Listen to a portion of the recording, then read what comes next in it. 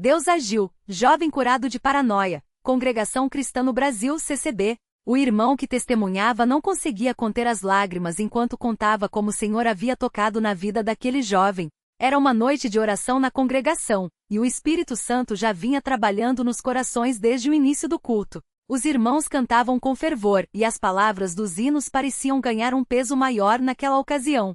Senhor, tem misericórdia de nós, perdoa as nossas iniquidades, lava-nos de toda maldade. Era como se cada verso fosse uma flecha direcionada ao trono da graça. E Deus ouviu. O jovem em questão, que chamaremos de Daniel para preservar sua identidade, havia chegado à igreja arrastado pela mãe, uma irmã fiel que não desistia de clamar por ele. Há meses Daniel vivia em um estado de medo constante, perseguido por pensamentos que o faziam duvidar até da própria sanidade. Ele ouvia vozes que o acusavam, via sombras onde não havia nada, e chegará ao ponto de se trancar no quarto, recuando até de seus próprios familiares. Os médicos davam nomes complicados para aquilo, receitavam remédios que só o deixavam mais sonolento e confuso, mas nenhum deles conseguia alcançar a raiz do problema. Até que numa tarde sua mãe, depois de mais uma noite em claro ouvindo os gemidos do filho, ajoelhou-se ao pé da cama e disse: Filho, só Jesus pode te livrar disso. Vamos à igreja.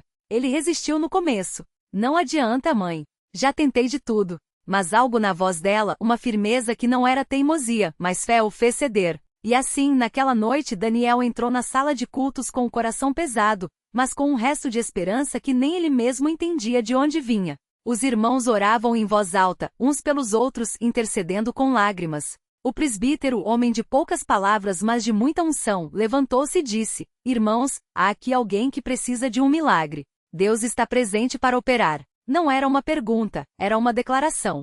E então, como se o Senhor mesmo tivesse apontado, vários olhares se voltaram para Daniel, que envergonhado baixou a cabeça. Um irmão mais velho, que já havia visto o poder de Deus em sua própria vida, aproximou-se e colocou a mão em seu ombro. Meu filho, você acredita que Jesus pode te curar? Daniel hesitou. Eu quero acreditar. Então peça a ele. Não com palavras bonitas, mas com o coração. E ali, entre soluços, Daniel começou a clamar: Senhor, se tu existes, me livra disso. Não aguento mais. Eu não quero viver assim. O que aconteceu em seguida não foi um alívio instantâneo, como alguns poderiam esperar. Não houve um clarão, nem uma voz do céu. Mas algo dentro dele começou a se quebrar. Era como se uma corrente invisível, que o mantinha preso há tanto tempo, estivesse se partindo aos poucos. Os irmãos o rodearam, impuseram as mãos sobre ele e oraram com fé. Senhor, pelo sangue de Cristo, quebra toda a obra do inimigo na vida deste jovem. Restaura sua mente e dá-lhe paz. Que ele sinta tua presença como nunca antes. Daniel saiu da igreja naquela noite ainda abalado, mas com uma estranha tranquilidade no peito. Sua mãe, ao vê-lo, abraçou-o forte e chorou. Deus ouviu o filho. Ele ouviu. E assim foi. Nos dias que se seguiram, os pensamentos opressores foram perdendo força. As vozes que o atormentavam se calaram. As sombras desapareceram. Não foi de uma hora para outra, mas foi real. Ele começou a dormir sem medo, a ler a Bíblia com entendimento, a participar dos cultos não por obrigação, mas por desejo.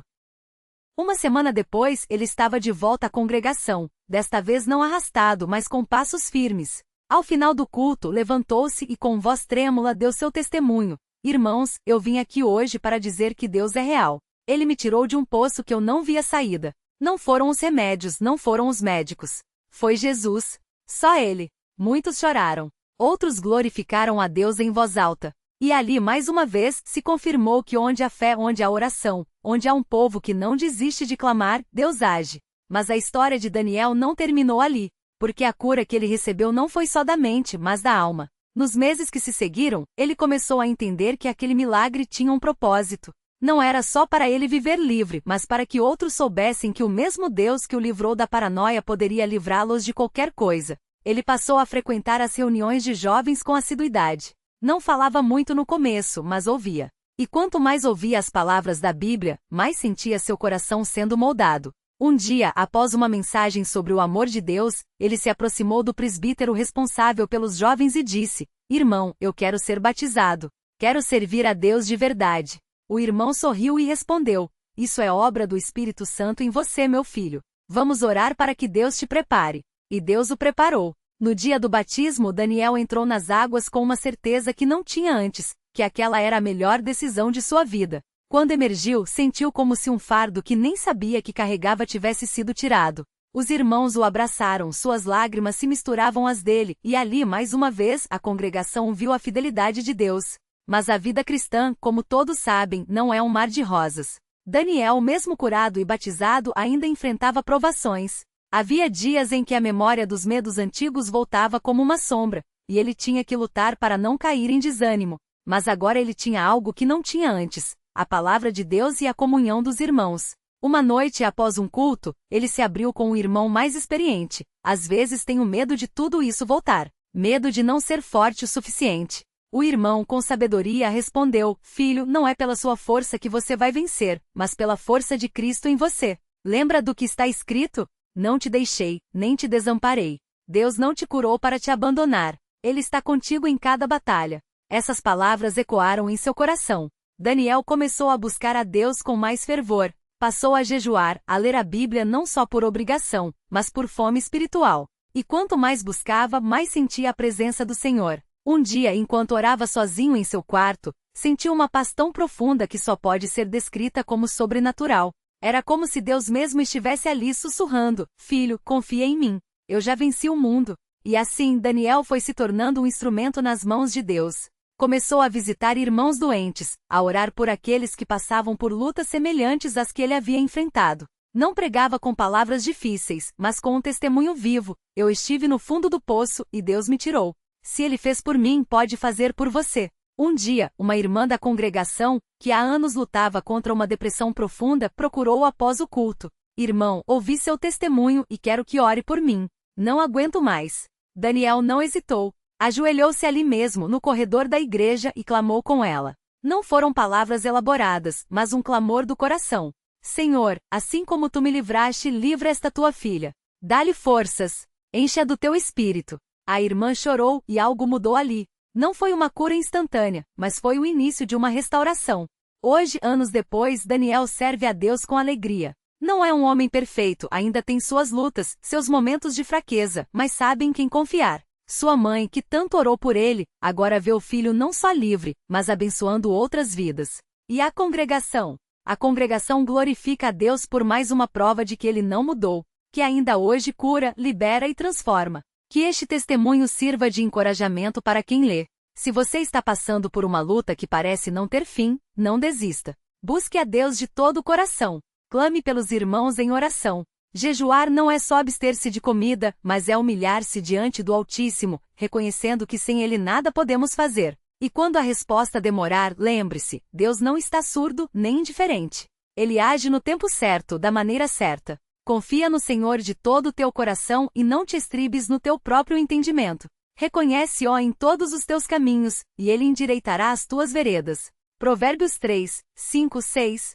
Que estas palavras sejam âncora para todos nós. E que, como Daniel, possamos dizer com convicção: Deus agiu, e ainda age. Deus agiu. Jovem curado de paranoia, um testemunho de fé e restauração na Congregação Cristã no Brasil, CCB. O reencontro com a vida, os primeiros passos da libertação. A noite em que João Carlos recebeu a cura não foi apenas um momento de alívio, mas o início de uma jornada de reconstrução. Quando os irmãos o levaram para casa após o culto, sua mãe, Dona Maria, não conseguia conter as lágrimas. Ela o abraçou com força, sentindo pela primeira vez em anos que seu filho estava verdadeiramente presente. Não mais aquele olhar vazio, não mais aquelas palavras desconexas, não mais o medo constante de que algo ruim acontecesse. Era João Carlos de volta, o menino que ria alto, que ajudava o pai na roça, que sonhava em ser mecânico. Filho, você sabe o que aconteceu hoje? Perguntou Dona Maria, segurando seu rosto entre as mãos. João Carlos respirou fundo, como se o ar fosse novo. Mãe, eu sinto que uma coisa pesada saiu de mim, como se eu tivesse acordado de um pesadelo que durava anos. Mas a batalha não havia terminado. A paranoia havia deixado marcas. João Carlos ainda tinha medos, ainda olhava para os cantos da sala como se algo pudesse surgir das sombras. Porém, desta vez, ele não estava sozinho. Os irmãos da congregação, especialmente o irmão Paulo, o jovem que o havia abraçado no altar, prometeram não deixá-lo desamparado. Irmão, a cura é real, mas a mente precisa ser renovada. Vamos orar juntos todos os dias. Você não vai voltar para aquele lugar escuro, disse irmão Paulo, com uma firmeza que transmitia segurança. E assim começou uma rotina de restauração. A rotina de um milagre, o dia a dia na CCB. As semanas seguintes foram de ajustes. João Carlos passou a frequentar os cultos com regularidade, não mais como um espectador distante, mas como alguém que buscava entender a profundidade do que havia acontecido. As manhãs na CCB começavam cedo. O som dos hinos cantados à capela ecoava pelas ruas do bairro antes mesmo do sol nascer. As irmãs preparavam o café da manhã comunitário, enquanto os irmãos mais velhos liam passagens bíblicas em voz alta. João Carlos sentava-se sempre nos bancos da frente, próximo ao púlpito. Ele queria ouvir cada palavra, absorver cada ensinamento. O irmão José, um dos presbíteros, notou seu interesse e começou a discipulá-lo. João, a fé não é só um sentimento. É uma escolha diária. Você foi curado, mas agora precisa crescer na graça.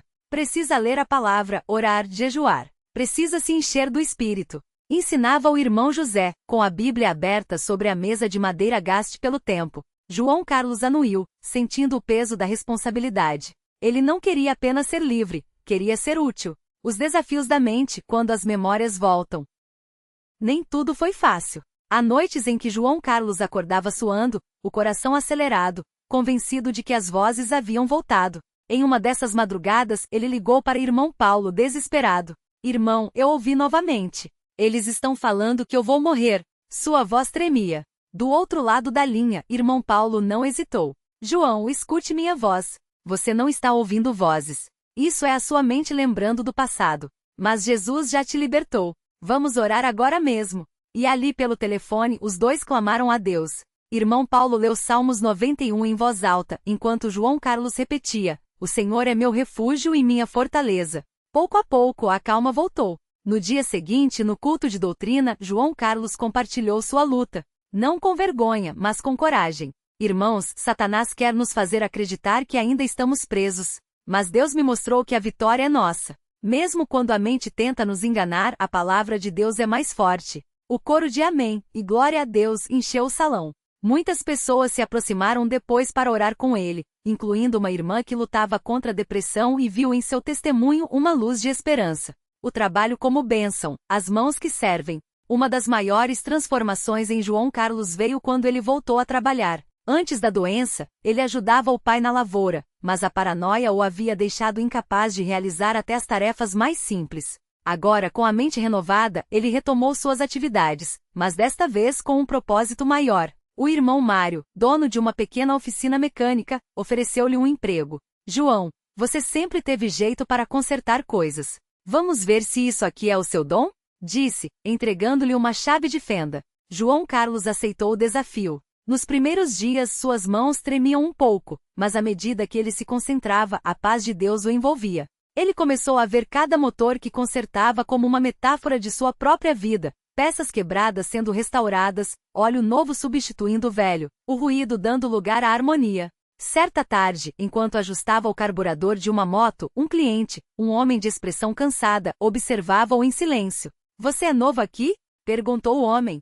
Sim, irmão. Estou aprendendo. Respondeu João Carlos, sorrindo. Não parece. Você trabalha como se já fizesse isso há anos. Tem algo diferente em você. João Carlos limpou as mãos na calça e olhou nos olhos do homem. Jesus mudou minha vida. Se ele pode me curar, pode curar qualquer um. O homem, que mais tarde se apresentaria como seu Antônio, um alcoólatra em recuperação, voltou à oficina não só para buscar a moto, mas para ouvir mais sobre aquele Deus que transformava vidas. A família restaurada, o perdão e o recomeço. A cura de João Carlos não afetou apenas a ele, mas toda a sua família. Seu pai, seu João, um homem de poucas palavras, mas de fé inabalável, finalmente pode ver o filho se reerguer. Em uma noite de oração em família, ele quebrou o silêncio que carregava há anos. Filho, eu não entendi por que Deus permitiu que você passasse por isso. Mas hoje eu vejo, Ele estava preparando você para algo maior. Você vai abençoar muitas pessoas. Suas palavras eram grossas, emocionadas.